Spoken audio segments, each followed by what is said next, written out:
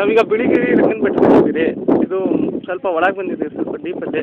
ಇದು ಪ್ರಕೃತಿಯ ವಿಸ್ಮಯ ನೋಡಿ ಹೇಗೆ ಕಾಣುತ್ತೆ ಅಂತ.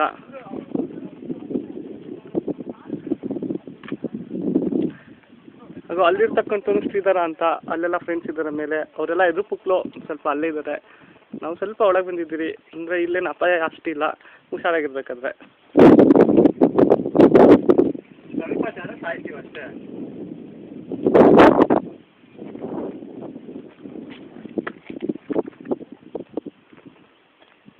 ಇಲ್ಲಿ ಪ್ರಶಾಂತವಾದ ವಾತಾವರಣ ಇದೆ.